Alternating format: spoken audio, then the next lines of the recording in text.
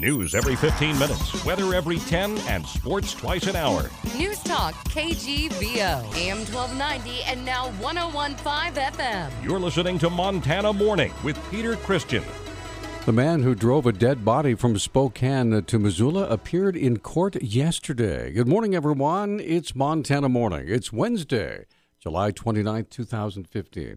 Beautiful morning out there, mostly clear, just a few high clouds. We have 49 degrees in Missoula. Our newscast is sponsored by Boot Barn, America's largest Western and work store. They're located in South Crossing.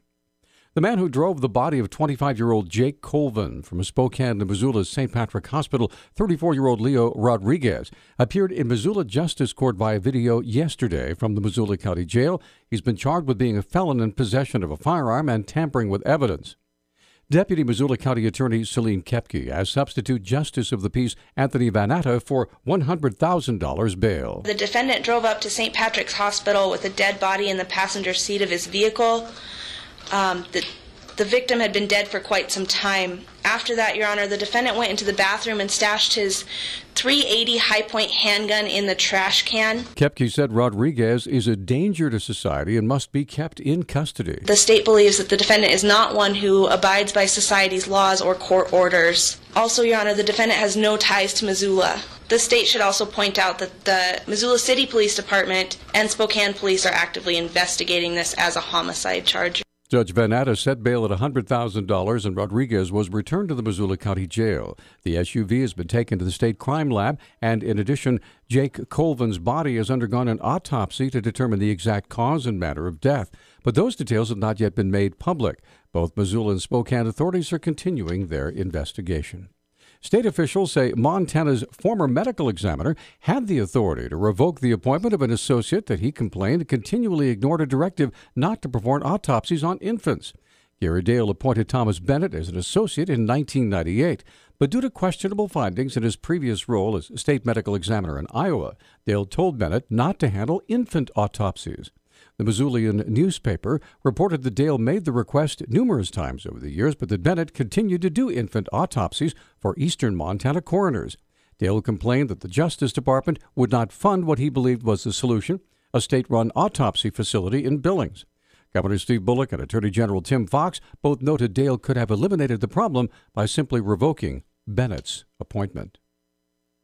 The annual Testicle Festival at Rock Creek Lodge is coming up this weekend, and law enforcement says they're ready for whatever challenges may come their way.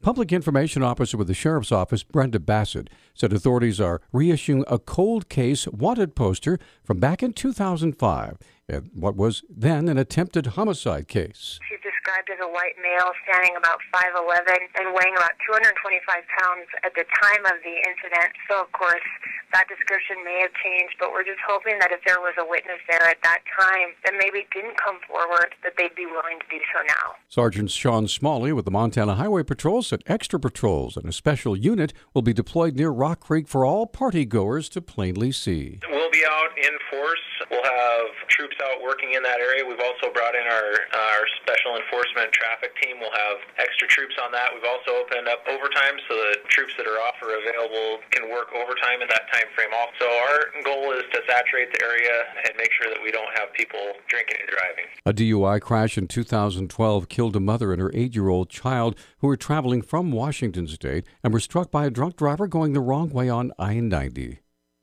The attorney for a man who escaped from police custody after being arrested for trying to rape a woman in February of 2014 said he choked her because she was trying to attack him with knives.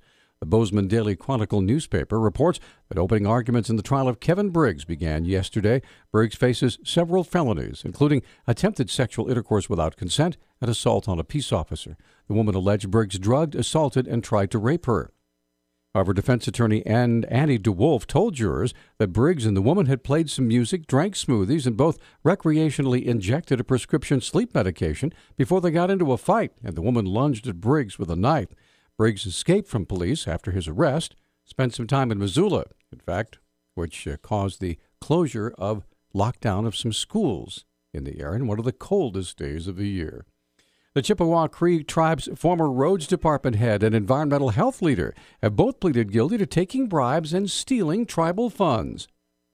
Timothy Rosette entered his guilty pleas to 3 criminal counts yesterday in U.S. District Court in Great Falls. Prosecutors say Havre businessman Shad Houston gave Rosette cash in exchange for awarding contracts to Houston's companies for work on the Rocky Boys Indian Reservation. Houston has pleaded not guilty to bribery and to submitting fraudulent invoices for the work the company did. Prosecutors also accused Rosette of accepting bribes and gifts from another contractor and one of its owners, James Eastlick, Jr. He was previously convicted in a wide-ranging federal corruption investigation. Rosette is to be sentenced in October. Rain has helped battle fires in western Montana. However, the weather hasn't been as kind in eastern Montana. Fire Information Officer John Cohn said they've been seeing a lot of wind and lightning. Sunday evening, we had a batch of lightning that started a couple fires. About 5:45 p.m., engines were on high points watching for lightning and spotted the Pine Ridge fire as it burned fiercely westward through grass and sagebrush toward the Little Bighorn River from its start just east of Crow Agency. The gusts were blowing 50 miles an hour in the storm that lit it. Cohn estimates the fire at 1,700 acres, but he said the estimate's kind of hard to come by. You know, fires don't burn in a rectangle. They create a mosaic or spotty jigsaw puzzle shape, and this was a wind-driven fire, so it was long and thin with fingers of burned and unburned grass on the edges, so that's a guesstimate. It added another 60 acres or so yesterday. That fire is 75% contained. On Monday, the Boy Scouts of America made history by lifting the ban on gay adults as scout leaders. Scout Executive Gordon Rubard for the Montana Council explained his reaction from a local standpoint about the policy change. I would tell you that the reaction right now is that if you've studied this process, this wasn't just something that happened this week. The actual proposal got voiced, or at least the introduction of it was voiced in May by the national president of the Boy Scouts, Dr. Robert Gates. A lot of our leaders have been aware of the issue. They've had some time to process it. Rubard says although the vote was not unexpected, many leaders are ready to move ahead. I would say in the weeks ahead, it'll be a matter of just helping both our scout units and their chartered organizations to understand the policy. If there are questions, we will do our best to help them with it. But at this point, we're all systems go for the scouting program here in Montana. Rubard said despite the policy change, the ways to go about selecting leaders remains the same. Find out what that process is on our website at newstalkkgvo.com. Right now it's 6:12. Newstalk KGVO. Missoula's official weather station. Enjoy the sunshine today and warm temperatures. Highs will top out in the low 80s. Clear skies tonight with our lows in the 50s.